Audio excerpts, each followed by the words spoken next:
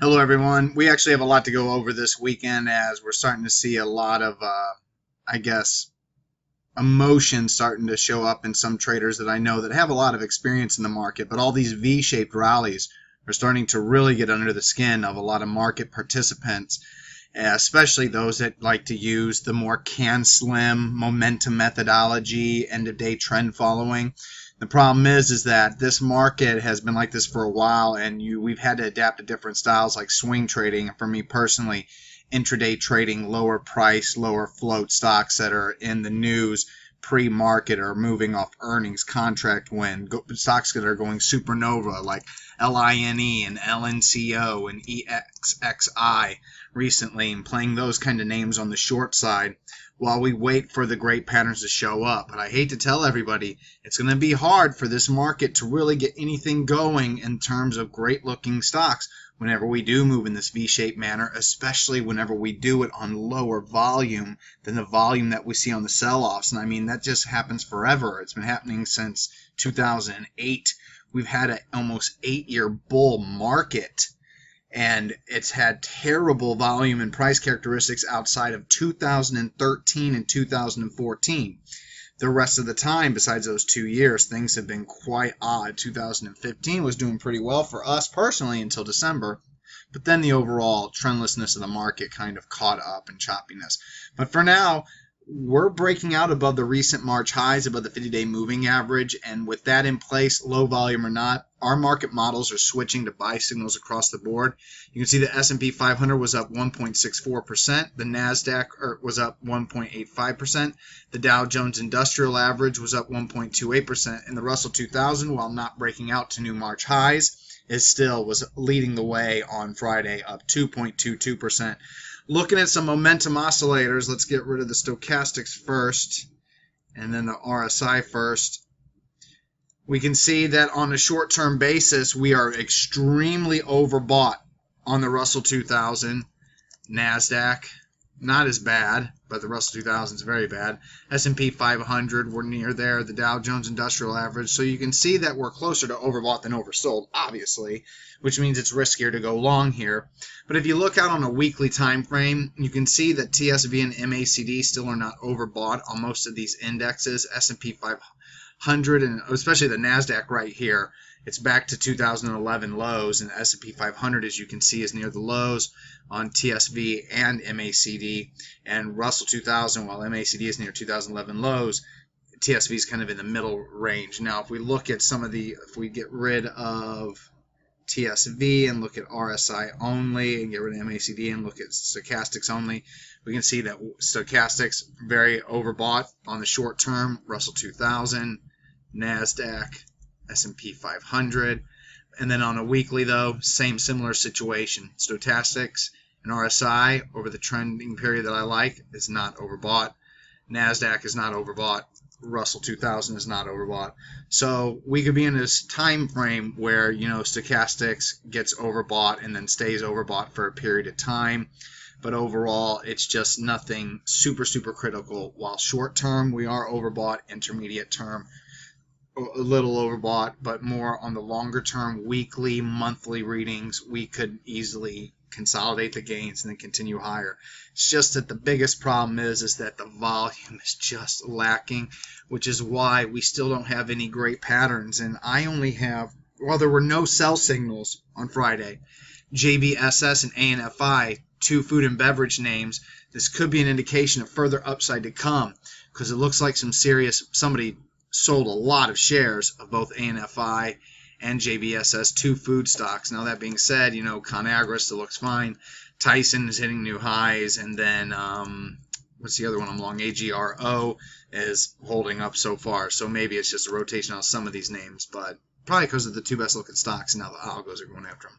But very, very heavy volume, so I'm just going to automatically move up half my sell stops to the low day of the sell-off, even though I've had a lot of ANFI.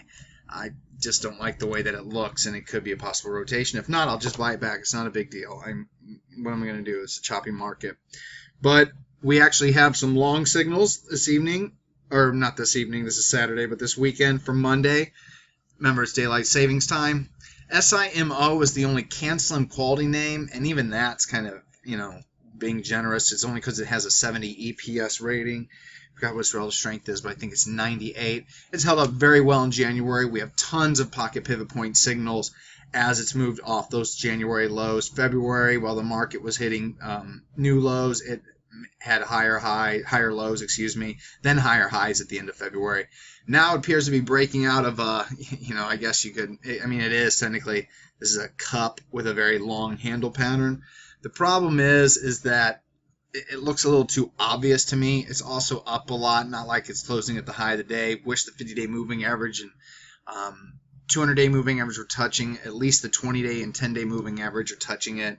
Pocket pivot point signal, if it fails, obviously 32.45. That's going to be my final sell stop. But pretty nice move, Can Slim. But you know what? In this tape, it's not that great. But you can see it's near all-time highs, holding up very well. Got to get long this signal. I'd rather get long this name, be wrong, than not take it long and see it work. But only in the Can Slim scan. Not excited completely, despite this being a new buy signal with the stock up 3.72% and my first, my clear cut loss level being about 5% away. This is just going to remain a 1% of my account capital position just because I would like to have seen more confirmation, and I didn't see any in SIMO. It's just a little weird, this tape. And then TX, pocket pivot point signal. It was in both of my BOP scans, 20 days of green BOP, 5 days of max green BOP. Pocket pivot point signal on above average volume. First sell stop is obviously a move below 1675, and final sell stop is 1610. But TX, pretty strong looking, and the entire metal sector still looks strong. It looks like it's just going to continue to melt higher. MX couldn't even pull back. ABK. Nope, ABX. Oh my goodness, my brain is FCX. Nope. Yep, FCX is also looking good, even though that's a copper related. But the point is that the metal stocks are looking good. So TX, new long signal, both BOP scans, and since it risked less overall for my account capital, 2% for being in both of them. And then AOSL, pocket pivot point signal, huge volume surge. This was in my BOP green for 20-day scan and also confirmed in my price volume BOP scan with this pocket pivot point signal. First sell stop can either be 11.59 or 11.40. I believe I'm going to use 11.40 because it's going to get 2%, 1% account capital for each scan that this stock was in. But it's a very nice stock overall. It's been under a lot of strong accumulation after its 2016 lows. Volume was very, very dry in those lows, very heavy accumulation on the right side. And even though volume isn't necessarily quiet here, there's a lot of good price action, and it's very, very, very tight overall.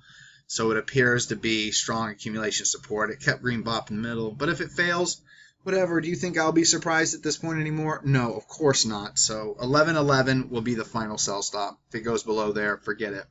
And then there were a lot of Chinese names moving. HIMX is one of the strongest.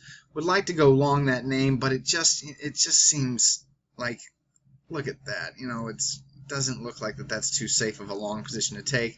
And then HTHT, as you can see overall, this is just you can see every time it tries to break out besides this period here, it just doesn't hold on to the gains very well. So I don't know why I'd want to chase HTHT on a breakout. I'd like to see a pocket pivot point signal now that it has some green BOP somewhere off the 50-day moving average. So for me, I'm going to take BITA. BITA, of course, was a huge runner from 2012 to the top in 2014. And maybe this will be part of round 2. BITA is producing a pocket pivot point signal off its 10-day moving average. It's been under heavy accumulation following the earnings. Significant accumulation off the lows with another pocket pivot point signal here, and low volume during the basing period preceding the beginning of the accumulation and immediately following. So I believe that increases the odds of this working. My final sell stop is actually going to be below this low here, 23.01. But if it fails 23.44, that'll probably put a kibosh in it. But it's a very volatile tape, and things like to, shake. So if it does fail 23.44, I'm going to go ahead and keep it to 23.01. I don't want to get completely knocked out of this name in case it turns into a measured move back into the 50s. And I'd love to see this thing return 100%. Not used to that much anymore. All right, I'll see everybody on Monday.